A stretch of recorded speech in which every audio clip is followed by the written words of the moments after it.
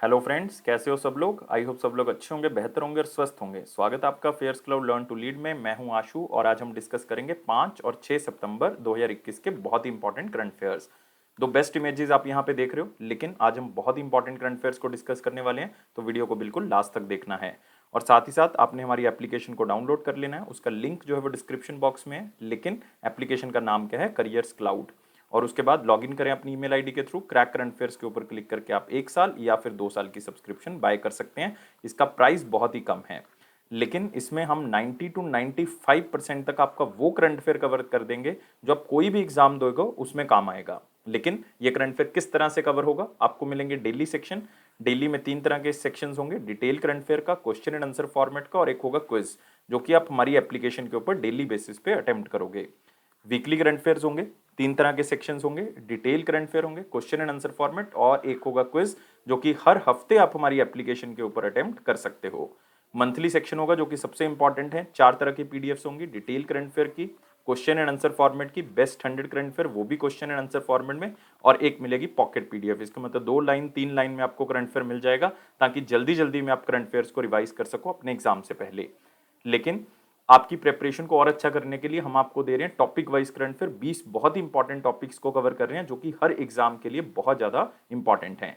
लेकिन इसमें एक खास बात है कि जिस भी टॉपिक से रिलेटेड आपको जितनी भी न्यूज रही होंगी, वो सारी की सारी एक ही पीडीएफ में मिल जाएगी। यही खासियत है टॉपिक वाइज की, कि आप कोई भी टॉपिक को रिवाइज कर सकते हो। और अगर आप बैंकिंग स्टूडेंट है तो आपको 3 चीजें मिलेंगी, डिटेल और दूसरा क्वेश्चन एंड आंसर फॉर्मेट, लेकिन वो बैंकिंग और इकोनॉमी से ही रिलेटेड होगा। एक क्विज भी होगा दोस्तों, वो भी सिर्फ बैंकिंग एंड इकोनॉमी से रिलेटेड होगा, लेकिन वो आप हमारी एप्लीकेशन के ऊपर मंथली बेसिस पे अटेम्प्ट करोगे। और अगर आप एक ही पीडीएफ से जितना भी करंट अफेयर है 2021 का वो रिवाइज करना चाहते हो, तो आप जो है वो एग्जाम पीडीएफ का यूज कर सकते हो। बजट और इकोनॉमिक सर्वे डिटेल में तो मिलेगा ही मिलेगा, क्वेश्चन एंड आंसर भी मिलेंगे, ताकि आप अपनी रिवीजन अच्छे से कर सको और आपको ये भी पता लग सके कि एग्जामिनर यहाँ से इस तरह के क्वेश्चन बना सकता है। और अगर आप किसी भी स्टेट का एग्जाम दे रहे हैं, तो आपकी स्टेट परफॉर्मेंस को और बेहतर करने के लिए हम आपको दे रहे हैं स्टेट करंट अफेयर। और खास बात है कि हम हर स्टेट और यूनियन टेरिटरी को कवर कर रहे हैं, तो सबके लिए कोई अलग अलग प्राइस नहीं है। ये सारी चीजें आपको एक ही सब्सक्रिप्शन में मिल जाएगी। सिर्फ अपने एप्लीकेशन को डाउनलोड करना है, लॉगिन करना है ईमेल आईडी के थ्रू, और क्रैक करंट अफेयर्स के ऊपर क्लिक करके आप 1 साल या फिर 2 साल की सब्सक्रिप्शन बाय कर सकते हैं। इवन दोनों का प्राइस अगर आप एक बार चेक करोगे मेरे कहने से, तो आप खुद सरप्राइज हो जाएंगे कि इतने कम प्राइस पे हम आपको दे रहे हैं। लेकिन खास बात है कि अगर आप जो है इसको परचेज करोगे, तो आपको हर तरह का करंट अफेयर जो है वो कवर हो जाएगा। और अगर आप न्यू स्टूडेंट है, जस्ट आपने प्रेपरेशन स्टार्ट किया, तो मैं आपको एडवाइस करूंगा कि आप 2 साल का करंट अफेयर जो है वो सब्सक्राइब कर सकते हैं, क्योंकि 1 साल और 2 साल में बहुत ज्यादा प्राइस में डिफरेंस नहीं है, और ऊपर से 10% आपको एक्स्ट्रा डिस्काउंट भी तो मिल रहा है अगर आप इस कोड का यूज करोगे, ASH10 का। और इसी तरह से अगर आपकी कोई क्वेरी है, तो इस ईमेल आईडी और इस नंबर पे हमें संपर्क भी कर सकते हैं। तो स्टार्ट करते हैं 5 और 6 सितंबर 2021 का करंट अफेयर, जिसमें मोस्ट इंपॉर्टेंट क्वेश्चन के साथ शुरुआत करेंगे। लेकिन यार, सारे बच्चों ने जितने भी वीडियो को देख रहे हैं, लाइक जरूर कर दें, शेयर जरूर कर दें, और चैनल को सब्सक्राइब जरूर करें, और टेलीग्राम ग्रुप को भी ज्वाइन कर लें डिस्क्रिप्शन बॉक्स लिंक से। और पहला क्वेश्चन क्या कहता है, which institute from India top in Times Higher Education world university ranking 2022। तो 2022 की जो टाइम्स हायर एजुकेशन की वर्ल्ड यूनिवर्सिटी की रैंकिंग है, उसमें कौन से इंडिया के इंस्टीट्यूट ने टॉप किया है। तो मैं आपको बताना चाहूंगा कि यहां पे आंसर क्या होगा, डी होगा, आईआईएससी बेंगलुरु होगा। और टॉप 400 इंस्टीट्यूशंस में इंडिया के कितने इंस्टीट्यूट हैं दोस्तों, 3 हैं। और अगर आपको वर्ल्ड वाइड पूछें कि कौन सी यूनिवर्सिटी ने टॉप किया है, तो दोस्तों आंसर क्या होगा, ऑक्सफोर्ड होगा। यूनाइटेड किंगडम बेस्ड यूनिवर्सिटी है, इसने टॉप किया है। लेकिन इंडिया में दूसरा स्थान जो है वो रोपड़ का है, और तीसरा स्थान JSS Academy of Higher Education and Research का है, जो कि किस बेस्ड है, मैसूरू में है, कर्नाटका के अंदर। तो ये चीजें याद रखनी है। दूसरा भी बिल्कुल याद रखेंगे, अगर आप पंजाब से बिलोंग करते हो तो बिल्कुल याद रखें। और 3 इंडियन इंस्टीट्यूशन हैं जो 400 के अंदर है, मैं तीनों आपको बता चुका हूँ। आईआईएससी बेंगलुरु ने टॉप किया है। मेरे ख्याल से ये आंसर मुश्किल नहीं, क्योंकि ज्यादातर जो ओवरऑल रैंकिंग है उसमें इंडिया का एक ही इंस्टीट्यूट जो वो टॉप करता है, वो जनरली कौन है, आईआईएससी बेंगलुरु, कर्नाटका के अंदर। और इसको रखा गया है 301 से लेके 350 की कैटेगरी में। आप सोच रहे होगे सर 50-50 का ये गैप है, तो 50-50 के गैप में ही ये रैंकिंग बनाई जाती है। पहले जो 200 इंस्टीट्यूट हैं, 200 इंस्टीट्यूशंस हैं, उनकी एक एक रैंकिंग आती है, लेकिन बाकी जो इंस्टीट्यूशन है वो इस कैटेगरी के अंदर डाले जाते हैं। तो इसी तरह से आईआईएससी बेंगलुरु, और इसके बाद आईआईटी रोपड़, और इसके बाद जो है वो JSS Academy of Higher Education and Research, ये 3 इंडिया के हो गए। और यूनिवर्सिटी ऑक्सफोर्ड ने टॉप किया है यूके के अंदर, और आप कह सकते हो पूरे वर्ल्ड में यूके से बिलोंग करती है। और दूसरे नंबर पे कैलिफोर्निया इंस्टीट्यूट ऑफ इंस्टीट्यूट, जिसको कैलटेक भी कहा जाता है, वो यूएस से बिलोंग करती हैं। और टोटल ये 1000 की लिस्ट है, जिसमें इंडिया के कितने इंस्टीट्यूशंस ने टॉप किया है, 35 इंस्टीट्यूशन इसके अंदर शामिल हैं। और आप कह सकते हो कि 200 की रैंकिंग तो जो है वो मतलब इंडिविजुअल जारी की जाती है, लेकिन इसके अंदर इस बार कोविड का भी जो है वो डाला गया है कि कोविड-19 के ऊपर कौन सी यूनिवर्सिटीज़ ने रिसर्च किया है, तो उनको जो है वो आगे रखा गया है, तो उनको टॉप पोजीशंस पे रखा गया है। और जो वर्ल्ड रैंकिंग है 2022, जो कि आप कह सकते हो टाइम्स हायर एजुकेशन, जो कि लंदन बेस्ड ही एक ऑर्गेनाइजेशन है, एक मैगजीन है बेसिकली आप कह सकते हो, तो इसने टोटल 1662 यूनिवर्सिटीज़ का सर्वे किया है। टोटल 99 कंट्रीज को इसने कवर किया है। मतलब आप कह सकते हो यूनिवर्सिटी रैंकिंग में सबसे बड़ा प्लेटफॉर्म है जो यूनिवर्सिटीज़ को कवर करता है। तो सिर्फ याद क्या रखना है इसमें, Times Higher Education, world university ranking 2022, IISc Bengaluru, IIT Ropar का दूसरा स्थान, ऑक्सफोर्ड का टॉप स्थान है। यही चीजें आपने याद रखनी है। अगले क्वेश्चन के ऊपर आते हैं। Who has got the prestigious Dun and Bradstreet corporate award for 2021? तो इनको मिला है ये अवार्ड, तो आप कह सकते हो कि बेहतर कंपनी के लिए अलग अलग कंपनी ने जो इनिशिएटिव्स लिए उसके लिए उनको ये अवार्ड दिया गया, और ये अवार्ड मिला है सतलुज जल विद्युत निगम को। तो सिर्फ नाम याद रखना है, Dun and Bradstreet corporate award for 2021। और सतलुज जल विद्युत निगम, जो कि आप कह सकते हो कि इंडिया की एनर्जी सेक्टर में बहुत ही बड़ी जो है वो ऑर्गेनाइजेशन है, बहुत बड़े काम कर रही है, लाइक थर्मल एनर्जी के अंदर, विंड एनर्जी के अंदर, सोलर एनर्जी के अंदर, पावर जनरेशन में बहुत बड़ा काम है, ट्रांसमिशन में बहुत बड़ा काम है। इवन 10,000 मेगावाट से भी ज़्यादा जो है वो इनकी एनर्जी प्रोसेस में चल रही है, मतलब अभी ये काम कर रहे हैं उस चीज़ के ऊपर। और 2021 के अंदर 2021 में उन कंपनीज को भी लिया गया है जो कि लिस्टेड नहीं थी, मतलब उन कंपनीज को भी आगे लिया गया है। और इवन इंडिया ने एक टॉप 500 की एक लिस्ट भी जारी की है कंपनीज की, जिसमें टॉप 500 कंपनीज को लिया गया है उनकी परफॉर्मेंस के बेसिस पे। तो अपने याद रखना है, Dun and Bradstreet corporate award 2021, Satluj Jal Vidyut निगम, जिसका हेडक्वार्टर कहाँ पे है, हिमाचल प्रदेश के अंदर है। सिर्फ इतना ही याद रखना है, और इसमें कुछ याद रखने वाला नहीं है। लेकिन जो बाकी ऑप्शंस देख रहे हो ये आपके लिए दोस्तों इंपॉर्टेंट है। आप पहला देख रहे हो फैमिलियल फॉरेस्ट्री, दोस्तों ऑप्शन इंपॉर्टेंट है, क्यों? ये राजस्थान बेस्ड एक आप कह सकते हो एनजीओ टाइप ग्रुप था, और इसके अंदर इन्होंने राजस्थान का जो एरिया है उस बहुत ज़्यादा डेजर्ट हो रहा था, तो उसमें जो है वो दोबारा से पेड़ हो सकें, उसको दोबारा से जो है वो वहाँ पे आप कह सकते हो कि ग्रीनरी जो है वो की जा सके, तो उसके लिए फेमिलियल फॉरेस्ट्री ने बहुत बड़े काम किए हैं। तो इनको अवार्ड कौन सा मिला? Land for life award. याद रखना है, लैंड फॉर लाइफ अवार्ड। और ये कौन सी ऑर्गेनाइजेशन ने दिया है? UNCCD, United Nation Convention to Combat Desertification. फिर एल&टी इन्फोटेक को एक अवार्ड मिला है global innovation partner of the year, global innovation partner of the year award, और ये किसने दिया है? स्नोफ्लेक ने ये अवार्ड दिया है। और दिल्ली मेट्रो का बहुत इंपॉर्टेंट क्वेश्चन है, याद रखना, outstanding civil engineering achievement, outstanding civil engineering achievement award for 2020। तो ये तीनों अवार्ड्स बहुत ही इंपॉर्टेंट हैं। और यहाँ पे भी आप देख सकते हो SJVN, आप याद कर सकते हो कि SJVN का हेडक्वार्टर कहाँ पे है, शिमला में है। इवन अगर आप हिमाचल प्रदेश से बिलोंग करते हैं, आप हेड भी याद रख सकते हैं, नंदलाल शर्मा जी हैं, नंदलाल शर्मा। अगले क्वेश्चन के ऊपर आते हैं, और यहाँ पे आप देख सकते हो इनको पावर कैटेगरी के अंदर मिला है, और इंडिया ने एक टॉप 500 कंपनीज की लिस्ट भी जो है वो जारी की है। अगला क्वेश्चन है हमारे पास, which country became the first Asian country to develop plastic pact? तो प्लास्टिक पैक्ट किया गया है, मतलब प्लास्टिक का गलत यूज ना किया जा सके, प्लास्टिक इस तरह का हो जो रिसाइक्लेबल हो सके, और खास करके जो प्लास्टिक पैकेजिंग में यूज होता है उसको रिसाइकल किया जा सके, उसके लिए इनोवेशन हो सके। तो ये पैक्ट जो है वो साइन किया गया, जिसका नाम क्या है? Plastic pact. और ये कंट्री कौन सी है दोस्तों? इंडिया है। और रिसेंटली एक समिट हुई है जो को हम कहते हैं 16th सस्टेनेबिलिटी समिट 2021, इसको इंडिया की तरफ से नरेंद्र सिंह तोमर जी ने एड्रेस भी किया है। किसने इस समिट को ऑर्गेनाइज किया है? कॉन्फेडरेशन ऑफ इंडियन इंडस्ट्री ने इसको ऑर्गेनाइज किया है।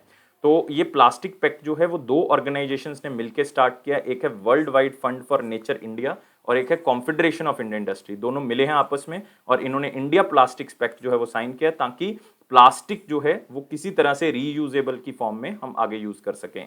और जो पैक्ट है ये ब्रिटिश हाई कमीशन की तरफ से लॉन्च किया गया था 16th सस्टेनेबिलिटी समिट 2021 के अंदर, जिसको CII ने लॉन्च किया है।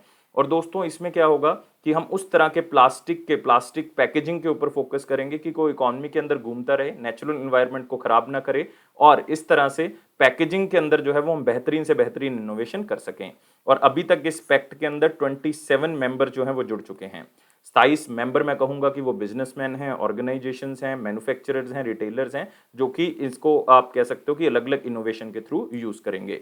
और ये जो इंडिया प्लास्टिक पैक्ट है, ये आप कह सकते हो कि प्लास्टिक पैकेजिंग, जो कि आप कह सकते हो बहुत ही ज़्यादा प्रॉब्लम क्रिएट कर रहा है, क्योंकि वो इन्वायरमेंट को खराब कर रहा है। तो इस तरह का रीडिज़ाइन और इनोवेशन तरीके सामने आएंगे ताकि इसको पैकेजिंग इंडस्ट्री के अंदर बार बार यूज़ किया जा सके। तो इंडिया, मतलब ये नरेंद्र सिंह तोमर जी ने यह भी बताया कि इंडिया जो है वो टॉप 10 कंट्रीज में आ चुका है जो सबसे ज़्यादा एग्रीकल्चर एक्सपोर्ट करते हैं। ये भी उन्होंने साथ में इंफॉर्मेशन दी है। लेकिन हमारे लिए इंपॉर्टेंट क्या है, ये प्लास्टिक पैक्ट जो है वो हमारे लिए इंपॉर्टेंट है। अगला क्वेश्चन आते हैं, who one the prestigious global association for talent development 2021 best award. ये दो अवार्ड हैं आप कह सकते हो, एक तो एसोसिएशन फॉर टैलेंट डेवलपमेंट 2021, एक है बेस्ट अवार्ड। दोनों को कंबाइन करके हम ये जो है वो कवर कर रहे हैं। लेकिन आपने याद रखना है ये कौन सी ऑर्गेनाइजेशन है, पावर ग्रिड। लेकिन इसमें दो क्वेश्चन है दोस्तों। अगर आपको पूछा जाए कि पब्लिक सेक्टर अंडरटेकिंग या पब्लिक सेक्टर यूनिट्स में, जो कि गवर्नमेंट की कंपनी है, उसमें तो पावर ग्रिड है।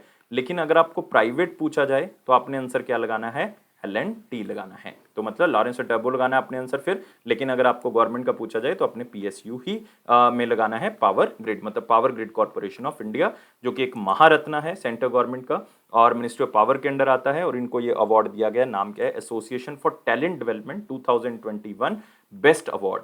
और टोटल इसके अंदर 71 जो ऑर्गेनाइजेशंस हैं, 71 जो कंपनीज हैं, उनको जो है वो इसमें लिया गया है। लेकिन 71 में पावर ग्रिड का स्थान कौन सा है, 8वां स्थान है, 8वां स्थान है। तो आप यहाँ पे देख सकते हो ग्लोबली 8वां स्थान है इनका। टोटल 71 कंपनीज को रैंक किया गया था इस टैलेंट डेवलपमेंट 2021 में और इनको मिला है बेस्ट अवार्ड। और याद रखना है ये टैलेंट डेवलपमेंट अवार्ड का मतलब है कि जो अपनी ऑर्गेनाइजेशंस के अंदर टैलेंट को डेवलप करते हैं, सिंपल वर्ड्स में। और इसका हेडक्वार्टर कहाँ पे, यूनाइटेड स्टेट्स ऑफ अमेरिका। और बेस्ट प्राइज का मतलब है कि जो इस टैलेंट को रिकॉग्नाइज करता है, अपनी कंपनी के अंदर जो है वो अलग अलग तरह की डेवलपमेंट करते हैं, उसको रिकॉग्नाइज कौन करता है, ये बेस्ट अवार्ड जो है वो रिकॉग्नाइज करता है। तो इस तरह से याद रखोगे। एक ही अभी तक की पब्लिक सेक्टर अंडरटेकिंग है जिसने ये अवार्ड जीता है, 8th रैंक है 71 ऑर्गेनाइजेशंस में। अदरवाइज दो कंपनीज हैं टॉप 20 के अंदर, मैं पहले बता चुका हूं। एक तो आपको पता लग ही गया, पावर ग्रिड है 8वां स्थान है, और एक पहले स्थान पे भी है दोस्तों। फर्स्ट रैंक किसका है, L&T का है। तो आपको ये भी पूछा जा सकता है, ये भी अपने आप में एक बहुत इंपॉर्टेंट क्वेश्चन है। तो जितनी भी चीजें मैंने बताई हैं वो याद जरूर रखनी है। लेकिन जो बाकी आप ऑर्गेनाइजेशंस के नाम देख रहे हो, ये भी रोज तो रिसेंटली अवार्ड जीती हैं, जैसे इन्वेस्ट इंडिया। मतलब आप कह सकते हो कि अलग अलग तरह की इन्वेस्टमेंट अलग अलग जगह पे हो सके उसका ये काम करती हैं। इनको मिला है इन्वेस्टमेंट प्रमोशन अवार्ड, याद रखोगे, इन्वेस्टमेंट प्रमोशन अवार्ड फॉर 2021। ये OCO ग्लोबल की तरफ से ये अवार्ड दिया गया है। NTPC one of the largest आप कह सकते हो हमारी पावर सेक्टर की कंपनी है, नेशनल थर्मल पावर कॉर्पोरेशन। इसको इंडिया का बेस्ट एम्प्लॉयर अवार्ड मिला है, best employer award nation builders 2021 की तरफ से दिया गया है। एक इसको रोल मॉडल अवार्ड भी दिया गया है, रोल मॉडल अवार्ड, और ये कॉन्फेडरेशन ऑफ इंडियन इंडस्ट्री की तरफ से दिया गया है। एम्स भुवनेश्वर, इनको मिला है कायाकल्प अवार्ड। ये भी आपने याद रखना है, कौन सा, कायाकल्प अवार्ड। बहुत इंपॉर्टेंट है। अगले क्वेश्चन के ऊपर आते हैं। अगला क्वेश्चन है हमारे पास, who has appointed as the managing director of the very important organisation of the government, Solar Energy Corporation of India. तो इस ऑर्गेनाइजेशन का नाम याद कर लें, SCCI, और उसका मैनेजिंग डायरेक्टर लगाया गया दोस्तों। इससे पहले जो मैनेजिंग डायरेक्टर थे वो थे जितेंद्र नाथ, याद रख सकते हो कौन थे, जितेंद्र नाथ। लेकिन अब जितेंद्र नाथ की जगह किसने ले ली है, सुमन शर्मा ने। तो आंसर क्या होगा इसका, C होगा। और इस ऑर्गेनाइजेशन के बारे में जरूर याद रखोगे कि ये 2011 में स्टैब्लिश की गई थी। मनमोहन सिंह उन टाइम पीरियड पे प्राइम मिनिस्टर थे, तो उन्होंने इसको स्टैब्लिश करवाया था, Solar Energy Corporation of India, Suman Sharma. तो इस तरह से आप याद रखोगे। और मेन काम जो है वो आपको पता ही है कि हमने सोलर एनर्जी के ऊपर फोकस करना है। हमारा टारगेट है कि 2022 तक जो है वो हमने 100 गीगावाट एनर्जी सिर्फ सोलर से पैदा करनी है। यही टारगेट के थ्रू हम चल रहे हैं। लेकिन आप यहाँ पे फोटो देख सकते हो सुमन शर्मा का, जो मैनेजिंग डायरेक्टर बने हैं solar Energy Corporation of India के। और साथ ही साथ आप जो बाकी नाम देख रहे हो यहाँ पे, तो बाकी नाम में आप देखोगे सबसे पहले अरुण कुमार सिंह का। अरुण कुमार बने हैं चेयरमैन और managing director Bharat petroleum corporation limited के। ऐसे ही जोशचे खटूर हैं, वो एग्जीक्यूटिव डायरेक्टर बने हैं किसके, एग्जीक्यूटिव डायरेक्टर बने हैं RBI के। RBI के बहुत से एग्जीक्यूटिव डायरेक्टर हैं, ये एक बनाए गए, लेकिन ये सिर्फ बैंकिंग के स्टूडेंट ही याद रखेंगे। Ujjwala Singhania 38th national president बनाई गई हैं किसकी, FLO। ये क्वेश्चन बहुत इंपॉर्टेंट है, इसको याद कर लें। इससे पहले जो है वो मल्लिका श्रीनिवासन थी, लेकिन अभी 38th नेशनल प्रेसिडेंट कौन बनाई गई हैं, फिकी लेडीज ऑर्गेनाइजेशन का वो बनाई गई हैं उज्ज्वला सिंघानिया। तो ये सारी अपॉइंटमेंट्स बहुत इंपॉर्टेंट है, इसी के सुमन शर्मा का नाम भी याद रखेंगे। अब आते हैं वेरी इंपॉर्टेंट क्वेश्चंस के ऊपर, लेकिन वीडियो को लाइक, शेयर और चैनल को सब्सक्राइब जरूर कर देना। और सारे बच्चों से रिक्वेस्ट है, जितने भी देख रहे हैं वो इसको ज्वाइन जरूर कर लें और टेलीग्राम ग्रुप को भी फटाफट ज्वाइन कर लें, लिंक डिस्क्रिप्शन बॉक्स में दिया हुआ है। तो क्वेश्चन आते हैं वेरी इंपॉर्टेंट में पहला, Equitas Small Finance Bank has appointed whom as its brand ambassador. तो ये क्वेश्चन बैंकिंग के लिए तो बहुत ही ज़्यादा इंपॉर्टेंट हो गया, क्योंकि हम यहाँ पे बात करें बहुत ही इंपॉर्टेंट स्मॉल फाइनेंस बैंक जो कि है इक्विटा स्मॉल फाइनेंस बैंक। तो उसने किसको अपना ब्रांड एम्बेसडर बनाया है दोस्तों? एक तो हॉकी प्लेयर है हमारे पास रानी रामपाल जी, आप कह सकते हो कैप्टन है, और स्मृति मंदाना जो कि बहुत ही फेमस प्लेयर हैं क्रिकेट की। दोनों को अपॉइंट किया गया है एज ए ब्रांड एम्बेसडर। तो आंसर क्या होगा? Both A and B, D जो है वो आंसर होगा। तो आप यहाँ पे देख सकते हो दोनों का चेहरा, रानी रामपाल का देख सकते हो, स्मृति मंदाना आप देख सकते हो। हॉकी प्लेयर रानी रामपाल और क्रिकेटर स्मृति मंदाना को ब्रांड एम्बेसडर बनाया किसने? इक्विटा स्मॉल फाइनेंस बैंक ने। और ये 5th एनिवर्सरी रही इक्विटा स्मॉल फाइनेंस बैंक की 5 सितंबर को, जिसके कारण जो है उन्होंने इनको ब्रांड एम्बेसडर बनाया। और रानी रामपाल, आप मेरे ख्याल से सारे बच्चे इनके बारे में जानते होंगे कि ये यंगेस्ट प्लेयर रही हैं जिसने नेशनल हॉकी टीम को रिप्रेजेंट किया था, और वो 15 साल की उम्र में उन्होंने वर्ल्ड कप खेला था 2010 का। तो बहुत ही बड़ी बात थी। स्मृति मंदाना, जिनको बेस्ट वुमेन इंटरनेशनल क्रिकेटर का अवार्ड जो है वो दिया गया था बीसीसीआई की तरफ से, तो अपने आप में एक बहुत ही फेमस प्लेयर हैं। तो ये आपने याद जरूर रखना है। और इक्विटा स्मॉल फाइनेंस बैंक के बारे में याद रखें, इनका हेडक्वार्टर जो है वो चेन्नई में है, चेन्नई मतलब तमिलनाडु, और एमडी और सीईओ कौन है? वासुदेवन। तो याद रखना है कौन है? वासुदेवन। और दोस्तों यहाँ पे आप एक नाम और देख रहे हो जो कि बहुत ही इंपॉर्टेंट है, जो है अवनी लिखेरा का।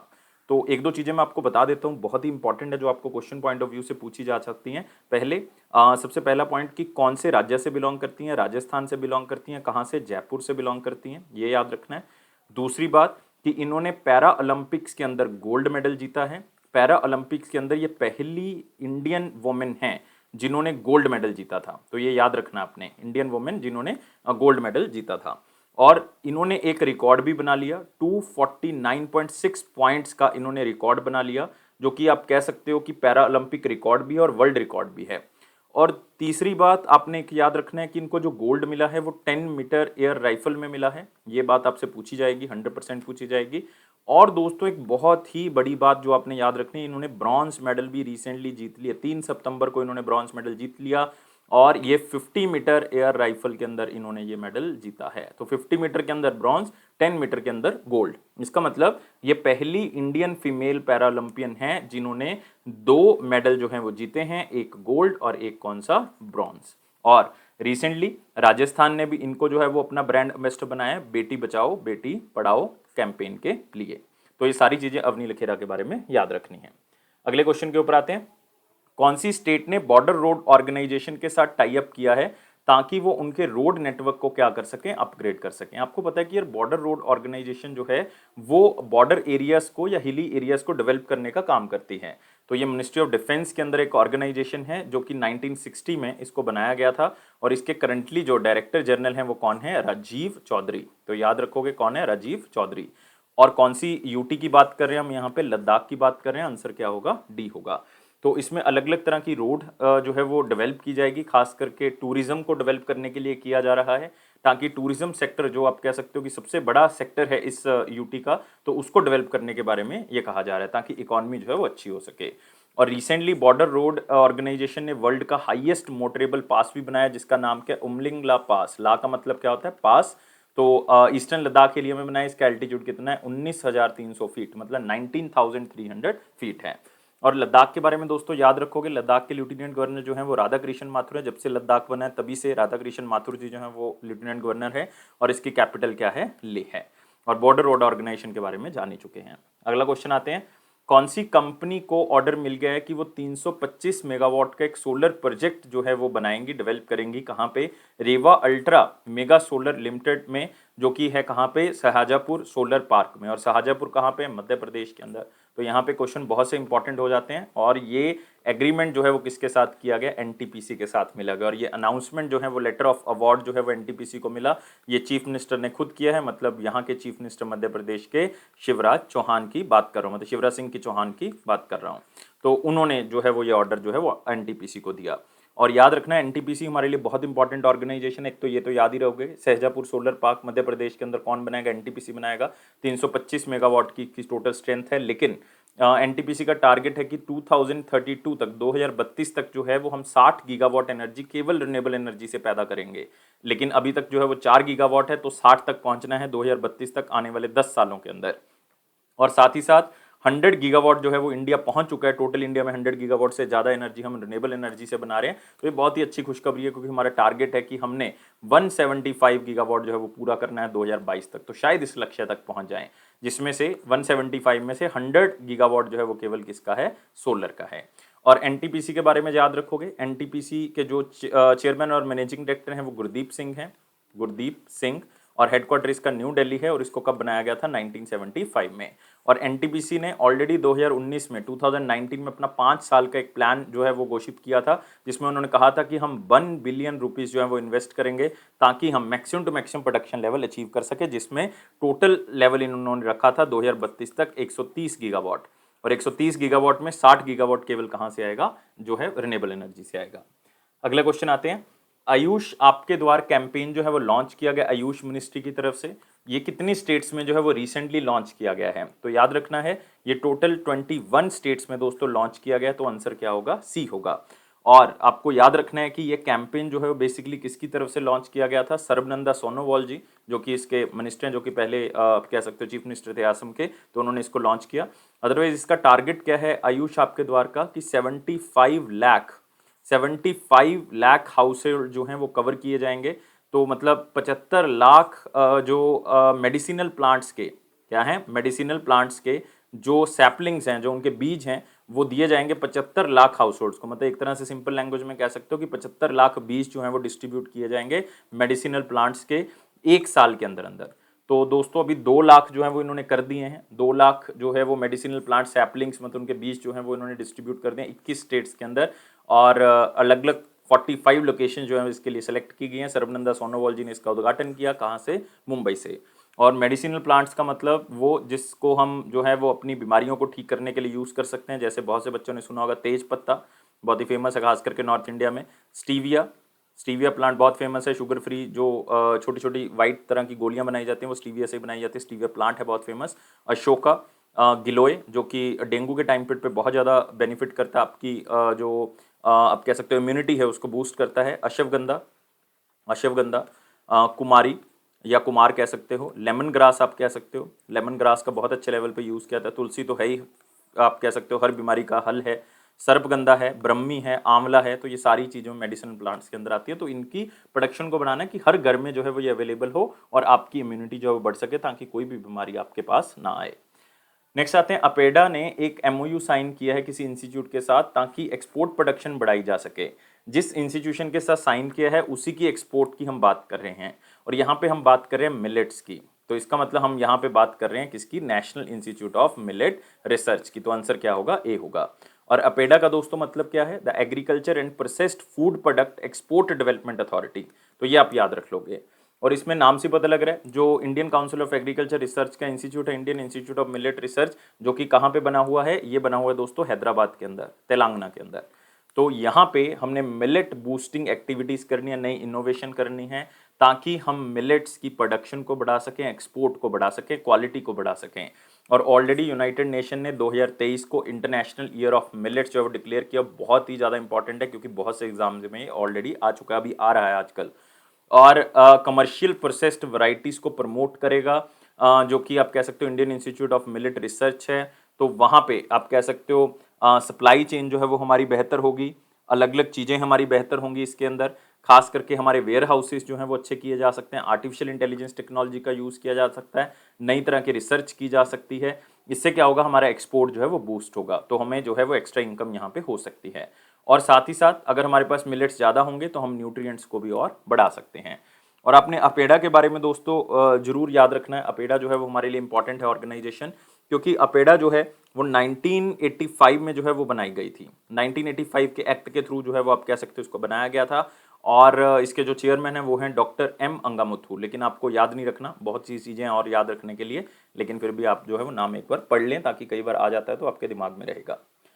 अगला क्वेश्चन आते हैं, इंडियन आर्मी ने 100 स्काई स्ट्राइकर टाइप ड्रोन्स जो हैं वो लेने हैं, मतलब उन्होंने प्रोक्योर किए हैं। और कौन सी कंट्री के साथ मिलके इंडिया ने इसको डेवलप किया है, ये आपने बताना है। और ये आंसर क्या है, इजराइल। तो दोस्तों इसमें दो कंपनीज हैं, एक तो इंडिया की कंपनी है हमारे पास जिसका नाम क्या है, अल्फा, क्या नाम है, अल्फा, ALPHA, अल्फा डिजाइन, और एक है हमारे पास इजराइल की एल्बिट, एल्बिट सिक्योरिटी। इन दोनों ने मिलके जो है वो इस स्काई स्ट्राइकर को बनाया है। और ये स्काई स्ट्राइकर जो है वो बेसिकली क्या काम करेगा कि ये लाइक एक टारगेट को सिलेक्ट कर लेंगे जहां पे ये अटैक करना है, तो ड्रोन वहां पे जाके गिर जाएगा, मतलब ड्रोन खत्म हो जाएगा हमारा, लेकिन ये सामने वाले टारगेट को भी खत्म कर देगा। इसलिए इसको नाम क्या देगा, सुसाइड ड्रोन, आत्महत्या ड्रोन जो है वो कहा गया है, क्योंकि ये अपने आप ही टारगेट को डिसाइड करके 5 kg इसके अंदर वॉरहेड मतलब डाल दिया जाता है, बारूद भर दिया जाता है, उसके बाद जो छोड़ दिया जाता है और डायरेक्टली वहीं पे जाके गिरेगा जहां पे टारगेट सेट किया गया। तो ये खुद तो खत्म हो ही जाएगा, सामने वाले को भी खत्म कर देगा। तो इसलिए इसका नाम रखा गया सुसाइड ड्रोन्स। दो कंपनी ने मिलकर बनाया, एक अल्फा डिजाइन ने, एक एल्बिट सिक्योरिटी सिस्टम ने। और बहुत ही कॉस्ट इफेक्टिव है, मतलब इसमें बहुत ज़्यादा खर्चा नहीं आया इसको बनाने के लिए, और लंबी दूरी जो है वो कवर किया जा सकती है इससे। लेकिन इसकी हाइट जो है वो कम हाइट पे उड़ान भरता है ये, मतलब आप कह सकते हो एल्टीट्यूड कम है इसका। और जीपीएस इनेबल्ड है, मतलब जीपीएस में आप लॉन्गिट्यूड और लैटिट्यूड जो है वो भर के भेज दो और अपने आप ही ये उस टारगेट के ऊपर जाके टकरा जाएगा। तो ये खासियत है इसकी, और बहुत ही अच्छी परफॉर्मेंस जो है वो सामने आई है। इसके भी टेस्टिंग फेज चल रहा है, बहुत ही अच्छे से जो है वो सामने आया है। और याद रखना है इसराइल की हेल्प से इसको बनाया गया है। अगला क्वेश्चन आते हैं, नेशनल ई गवर्नेंस डिवीजन ने एक एमओयू साइन किया कौन से इंस्टीट्यूशन के साथ, ताकि साइबर लैब को जो है वो इस्टेब्लिश किया जा सके, साइबर टेक्नोलॉजी जो है वो इम्प्रूव हो सके, साइबर लॉ जो है वो अच्छा हो सके, साइबर इन्वेस्टिगेशन, क्राइम इन्वेस्टिगेशन में हेल्प मिल सके, डिजिटल फोरेंसिक अच्छी हो सके। तो ये दोस्तों दो इंस्टीट्यूशन के साथ किया, एक तो national law institute university Bhopal की, एक नेशनल लॉ यूनिवर्सिटी दिल्ली की। तो आंसर क्या होगा हमारे पास, बोथ बी एंड सी होगा। तो आप यहाँ पे देख सकते हो, ये जो हमारा नेशनल ई गवर्नेंस डिवीजन है जो कि मिनिस्ट्री ऑफ इलेक्ट्रॉनिक्स के अंडर आता है, उसने एमओयू साइन किया नेशनल लॉ यूनिवर्सिटी दिल्ली और national law institute university Bhopal के साथ टाई अप किया है। और ये काम क्या करेंगे, ऑनलाइन कैपेसिटी बिल्डिंग प्लेटफॉर्म बनाएंगे और उस प्रोग्राम के थ्रू या उस प्लेटफॉर्म के through cyber law, crime investigation और डिजिटल फोरेंसिक्स को इम्प्रूव करेंगे। तो मेन इनका जो एम है आप कह सकते हो वो क्या है कि हमने सीनियर ऑफिशियल जितने भी हमारे हैं उनकी हमने कैपेसिटी बिल्डिंग प्रोग्राम करना है, खास करके किसके अंदर, ये जो साइबर लॉज हैं हमारे, और जुडिशरी के लोगों को इसके अंदर लेके आना है ताकि साइबर लॉ के बारे में उनको जानकारी ज़्यादा मिल सके और ज़्यादा चीज़ों के बारे में पता लग सके। तो इसके अंदर क्या होगा कि 9 महीने का एक ऑनलाइन पोस्ट ग्रेजुएट डिप्लोमा जो है वो ये स्टार्ट किया जाएगा, जिसमें 1000 ऑफिशियल्स को इनरोल किया जाएगा, जिनको आप कह सकते हो अलग अलग तरह के साइबर लॉज, क्राइम इन्वेस्टिगेशन और डिजिटल फोरेंसिक्स के बारे में नॉलेज दी जाएगी। और इसमें खास बात क्या है कि जो नेशनल लॉ यूनिवर्सिटी हमारी दिल्ली की, वो इस प्रोग्राम को लॉन्च कर रहा है, मतलब इस प्रोग्राम को चला रहा है, उसके तहत जो है आप ये सारी चीज़ें सीखोगे। लेकिन इसमें सर्टिफिकेट जो है वो NLIU करेगा, मतलब national law institute university Bhopal जो है वो ये आपको सर्टिफिकेट प्रोवाइड करेगा। तो एक इंस्टीट्यूट ट्रेनिंग काम करेगा, एक सर्टिफिकेट प्रोवाइड करेगा। तो आप जो है वो पोस्ट ग्रेजुएट डिप्लोमा सर्टिफिकेट जो है वो यहाँ से ले सकते हो और आप अलग अलग तरह की जानकारी ले सकते हो, खास करके जुडिशरी के लोग जो जुड़े हुए हैं। तो ये दोनों चीज़ें आपने याद रखनी, सिर्फ स्टैटिक क्वेश्चन है, चाहे जितना लिखा हुआ है उतना ही याद कर लो। अगला आते हैं क्वेश्चन, आप पिक्चर से देख सकते हो, एक आपको छोटा जो है वो आपको एक हवाई जहाज दिख रहा है जिसका नाम क्या है, हंसा। एक न्यू जनरेशन एयरक्राफ्ट है जिसको आप कह सकते हो कि council of scientific and industrial research का एक इंस्टीट्यूट है NAL, जिसको कहते हैं नेशनल एरोस्पेस लेबोरेटरी, जो कि कहाँ पे स्थित है, बेंगलुरु के अंदर है। उसने इसको डेवलप किया है, इसको बनाया है। तो इसको बनाने का मेन लक्ष्य यही था कि हम इंडिजीनियसली जो है वो एयरक्राफ्ट बना सके जो कि हर पैरामीटर के ऊपर खरा उतरे। तो ये हर पैरामीटर के ऊपर खरा उतरा, अभी इसका टेस्टिंग फेज ही चल रहा है। तो अभी जो है वो आप कह सकते हो अगले 4 महीने के अंदर जो है सर्टिफाइड हो जाएगा। और इसकी उड़ान भरी या पायलट देख सकते हो यहाँ पे, कुछ नाम वगैरह कुछ याद नहीं रखना। 4000 फीट की हाइट पे जो है वो ये उड़ान भरी गई, 20 मिनट तक ये उड़ान जो है वो चलती रही और बहुत ही अच्छा रिजल्ट जो है वो इसका रहा। और हंसा प्रोजेक्ट जो है वो उसके डायरेक्टर हमारे पास कौन है, अबानी रिंकू। तो याद रखना है अबनी या अबानी रिंकू, तो ये इसके डायरेक्टर हैं। लेकिन सिर्फ एक बार नाम पढ़ लें, अदरवाइज आपने ये नाम क्या याद रखना है, हंसा याद रखना है। और एक नेशनल एरोस्पेस लेबोरेटरीज जो कि कहाँ पे, बेंगलुरु, जिसने इसको डेवलप किया है। अगला आते हैं दोस्तों इंपॉर्टेंट क्वेश्चंस, लेकिन वीडियो को लाइक, शेयर और चैनल को सब्सक्राइब जरूर कर दें और टेलीग्राम ग्रुप को भी ज्वाइन कर लें। और क्वेश्चन क्या कहता है कि इंडिया ने कौन सी कंट्री के साथ एक एमओयू साइन किया ताकि उसका जो डैमेज्ड प्रॉपर्टी है 2015 में जो अर्थक्वेक के कारण होगी तो उसको रिकंस्ट्रक्ट किया जाएगा। बहुत ही सिंपल है यार, 2015 में एक अर्थक्वेक आया था जिसको गोरखा अर्थक्वेक कहा जाता है। गोरखा मतलब कौन सी एरिया की कम्युनिटी की बात कर रहा हूँ मैं, नेपाल की। तो नेपाल में जो अर्थक्वेक आया था उसके कारण बहुत सी बिल्डिंग्स, बहुत से लोग जो है वो मारे गए थे। 9,000 के आसपास लोग मारे गए थे, 22,000 से आसपास इंजर्ड थे, जिसमें आप कह सकते हैं 8 लाख से ज़्यादा घर और स्कूल जो है वो उजड़ गए थे, जिसके कारण रिकंस्ट्रक्ट का काम जो है वो वहाँ पे चल रहा है। तो इंडिया 14 हेरिटेज कल्चरल साइट्स और 103 हेल्थ सेक्टर प्रोजेक्ट जो है वहाँ पे रिवाइव कर रहा है, वहाँ पे रिकंस्ट्रक्ट कर रहा है। और इंडिया इसके लिए $36 मिलियन जो है वो दे भी रहा है नेपाल को। मतलब आप कह सकते हो ऑलमोस्ट नेपाल के अंदर 420 करोड़ नेपाली करेंसी जो है वो हो जाएगी। तो ये फायदा जो है वो नेपाल को मिलने वाला है। और नेपाल के जो नए आप कह सकते हो प्राइम मिनिस्टर है वो शेर बहादुर देउबा हैं और प्रेसिडेंट विद्या देवी भंडारी हैं। अगला क्वेश्चन आते हैं दोस्तों, और यहाँ पे आप देख सकते हो 100 प्रोजेक्ट जो हैं वो डैमेज हो गए थे, उसको जो है वो क्या करना है, 100 से ज़्यादा उसको ठीक करना है। कौन सी ऑर्गेनाइजेशन ने एक रिपोर्ट पेश किया जिसका नाम है वर्ल्ड सोशल प्रोटेक्शन रिपोर्ट 2020-22, जिसमें सोशल प्रोटेक्शन के राइट्स के बारे में बताया गया। और ये रिपोर्ट दी है इंटरनेशनल लेबर ऑर्गेनाइजेशन की तरफ से। और उस रिपोर्ट के अंदर बताया कि लगभग आधी पॉपुलेशन 53% जो है वो पॉपुलेशन उसको सोशल सिक्योरिटी मिल ही नहीं रही, किसी भी तरह की कोई सोशल सिक्योरिटी जो है वो नहीं मिल रही है। इवन बहुत ही पैसा कम भी खर्च किया जाता है सोशल सिक्योरिटी के ऊपर। मतलब जो बड़ी कंट्रीज़ हैं, जो आप कह सकते हो जिनके पास पैसा ज़्यादा है, वो सिर्फ अपनी जीडीपी का 4% ही जो वो सोशल सिक्योरिटी के ऊपर खर्चते हैं। और जो लो इनकम कंट्री हैं वो लगभग 1% ही अपनी जीडीपी का खर्चते हैं। और अगर आप ओवरऑल बात करोगे तो सिर्फ 12.8 या 13% ही जो है वो पैसा अपनी जीडीपी का जो है वो सोशल सिक्योरिटी के ऊपर खर्च किया जाता है, वो भी अगर हेल्थ को निकाल दें तो मतलब बहुत ही कम और बहुत ही अच्छा विषय जो है वो आईएलओ ने चुना है ताकि इसके ऊपर भी ध्यान दिया जाए। और हमारे लिए यहाँ पे इंपॉर्टेंट है आईएलओ। आईएलओ की स्थापना जो है वो वर्ल्ड वॉर 1 के बाद हुई थी, विश्व युद्ध जब 1 हुआ था तो उसके बाद हुई थी। और इसका हेडक्वार्टर जनेवा स्विट्जरलैंड के अंदर है, और इसके डायरेक्टर जनरल जो है वो गाय राइडर हैं। और मेंबर कंट्रीज कितनी है दोस्तों, 187 जो है वो इसकी किया है मेंबर कंट्रीज। तो यहाँ भी आप देख सकते हो 1/2 वर्ल्ड्स पॉपुलेशन, मतलब ऑलमोस्ट 53% ये पॉपुलेशन जो है, जो 4 बिलियन बन जाएगी, तो ऑलमोस्ट जो है वो सोशल सिक्योरिटी उनके पास नहीं है। ये है वर्ल्ड सोशल प्रोटेक्शन रिपोर्ट, किसने दी है, आईएलओ ने। यही आपने जो है वो याद रखना है। अगला क्वेश्चन आते हैं, थीमेटिक पोषण माह जो है वो सेलिब्रेट किया गया। आपको पता है कि सितंबर का महीना जो है वो न्यूट्रिशन मंथ, और सितंबर का पहला हफ्ता न्यूट्रिशन वीक जो है वो सेलिब्रेट किया जाता है। और पूरे नेशन में इसको सेलिब्रेट किया जा रहा है सितंबर के महीने को पोषण माह के मंथ से। और दोस्तों स्मृति ईरानी ने जो है वो साथ में पोषण 2.0 भी जो है वो लॉन्च कर दिया है। और ये पूरा का पूरा पोषण माह जो है वो थीमेटिक पोषण माह है। थीमेटिक मतलब अलग अलग हफ्ते, 4 हफ्ते होंगे, 4 थीम रखे गए हैं। जैसे 1 से लेके 7 सितंबर तक जो है वो प्लांटेशन एक्टिविटी करवाई जाएंगी। मतलब प्लांटेशन किस चीज़ की, पोषण वाटिका बनाना है हमने। क्या बनाना है, पोषण वाटिका। पोषण वाटिका का मतलब न्यूट्रिशन ग्राउंड बनाना है, जिसमें वेजिटेबल्स फ्रूट्स की जो पैदावार है उसको बढ़ाना है, उसके पौधे जो हैं वो लगाने हैं। फिर 8 से लेके 15 सितंबर तक जो है वो योगा और आयुष के बारे में जो है वो बताया जाएगा, योगा और आयुष के, ताकि न्यूट्रिशन जो है वो अच्छा हो सके। 16 से लेके 23 सितंबर तक जो है वो न्यूट्रिशन किट जो है वो डिस्ट्रीब्यूट की जाएंगी आंगनवाड़ी बेनिफिशरीज को, आंगनवाड़ी केंद्र में जाके, ताकि न्यूट्रिशन किट के अंदर बेहतरीन फूड के बारे में जो है वो बताया भी जाएगा और दिया भी जाएगा। 24 से लेकर 30 सितंबर तक जो है वो उन बच्चों को देखा जाएगा जो कि माल न्यूट्रिशन के शिकार हैं, जो कुपोषण के शिकार हैं, और उनको जो है वो न्यूट्रिशियस फूड जो है वो डिस्ट्रीब्यूट किया जाएगा। तो आप कह सकते हो कि ये 4 हफ्ते अलग अलग थीम बेस्ड जो है वो रखे गए हैं। और पोषण माह का मेन मकसद यही है कि जो कुपोषण के बच्चे शिकार हैं उनको जो है वो पोषण अच्छा मिल सके, और जो है वो कोई भी तरह की प्रॉब्लम जो है वो ना आए, और उनको वेजिटेबल्स और फ्रूट खाने की आदत जो है वो डाली जाए, ताकि किसी तरह से उनका न्यूट्रिशन लेवल अच्छा हो सके। और ये आज़ादी का अमृत महोत्सव का एक पार्ट है, मतलब हम 75 ईयर ऑफ इंडिपेंडेंस जो है वो जो सेलिब्रेट कर रहे हैं उसके बेसिस पे इसको किया जा रहा है। और स्मृति ईरानी जी जो कि यूनियन मिनिस्टर हैं किसकी, वुमेन एंड चाइल्ड डेवलपमेंट की, और कहाँ से, अमेठी से। नेक्स्ट आते हैं, एक ऑर्गेनाइजेशन है जिसका नाम क्या है, RSBVL। अगर याद रहेगा तो भी ठीक है, अदरवाइज आप सिंपल याद रखें। रिलायंस इंडस्ट्री लिमिटेड की एक सब्सिडरी है जिसका नाम है Reliance strategic business venture limited, जिसने 57% स्टेक जो है वो स्टैंड लाइफ साइंस का खरीद लिया है 393 करोड़ में। तो सिर्फ इतना ही याद रखना है कि कितने में खरीद लिया, ये अमाउंट याद रखने की जरूरत नहीं, सिर्फ इतना याद रखना है रिलायंस ने स्टैंड लाइफ साइंस को खरीद लिया है। 57% स्टेक खरीद लिया। उन्होंने कहा कि 2023 तक जो है वो और भी शेयर खरीद लेंगे और 80% तक कर देंगे इसको। इसका मतलब है कि उनका मेन लक्ष्य है कि हम अफोर्डेबल डिजिटल हेल्थ केयर जो है प्रोवाइड कर सकें और वर्ल्ड क्लास टेक्नोलॉजी के साथ उसको दे सकें।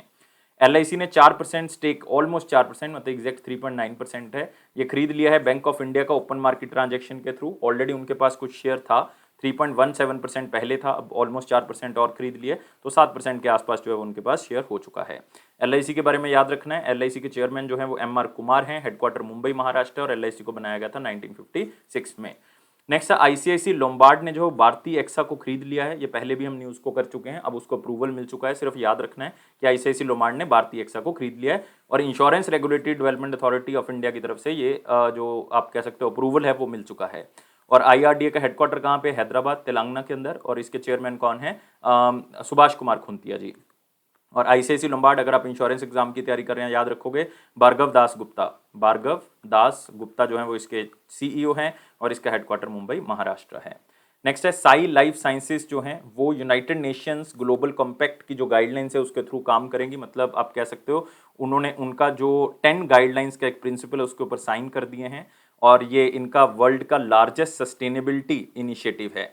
और साई लाइफ साइंसेस जो है वो बेसिकली 10 प्रिंसिपल्स के ऊपर काम करता है जो यूनाइटेड नेशन सिक्योरिटी काउंसिल की तरफ से बताए गए हैं। एक तो ह्यूमन राइट्स प्रोवाइड करने हैं, लेबर इन्वायरमेंट के बारे में चर्चा करनी है, लेबर लॉस को अच्छे से इंप्लीमेंट करना है, आप कह सकते हो कंपनी की कमिटमेंट की सोशल रिस्पॉन्सिबिलिटी के ऊपर काम करेंगे। तो ये सारी चीज़ों को लागू करता है कौन? साई लाइफ साइंसेस, जिसका हेडक्वार्टर कहाँ पे है? तेलंगाना के अंदर है।